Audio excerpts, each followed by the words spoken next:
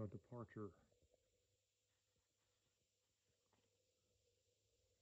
The long-drawn notes of a bugle at length gave the signal for departure. The Rangers filed off in a straggling line of march through the woods. We were soon on horseback and following on, but were detained by the irregularity of the pack horses. They were unaccustomed to keep a line and straggle from side to side among the thickets, in spite of the pesting and bedeviling of Tonish, who, mounted on his gallant gray, with a long rifle on his shoulder, worried after them, bestowing a superabundance of dry blows and curses. We soon therefore lost sight of our escort, but managed to keep on the track, threading lofty forests and tangled thickets and passing by Indian wigwams and Negro huts until toward dusk we arrived at a frontier farmhouse,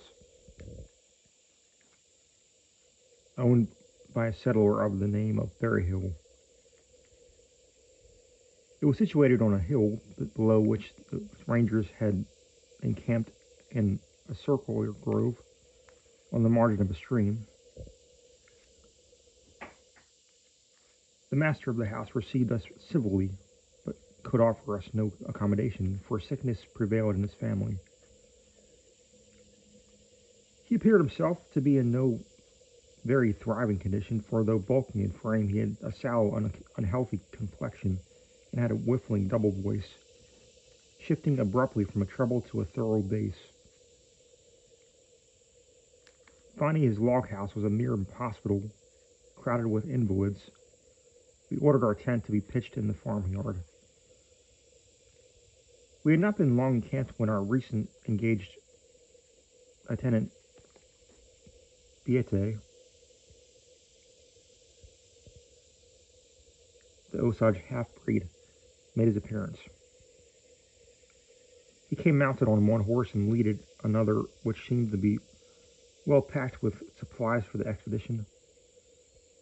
Bete was evidently an quote-unquote old soldier,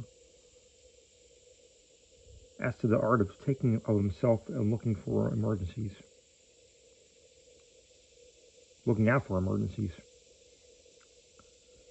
Finding that he was in government employ, being engaged by the commissioner, he had drawn rations of flour and bacon and put them up so as to be weatherproof. In addition to the horse for the road and for ordinary service, which was a rough, hardy animal, he had another for hunting. This was of a mixed breed like himself, being a cross of domestic stock of the light wild horse of the prairies, and a noble steed it was, of generous spirit, fine action, and admirable bottom. He had taken care to have his horses well shot at the agency. He came prepared at all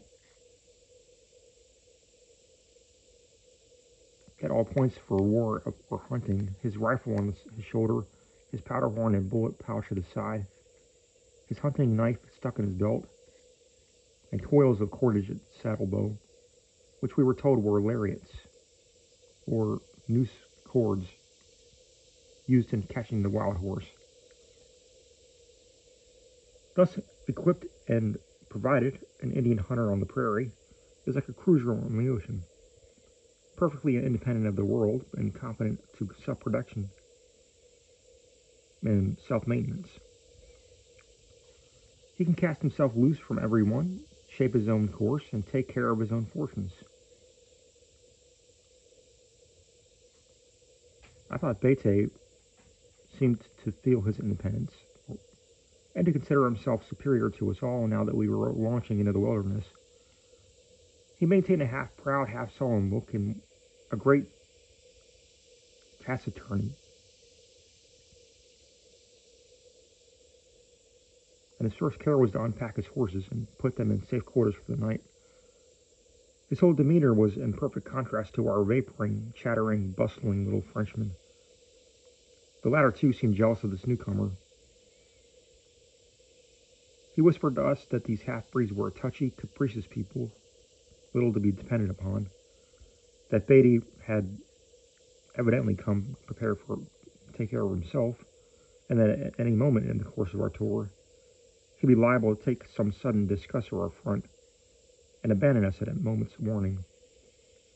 Having the means of shifting for himself and being perfectly at home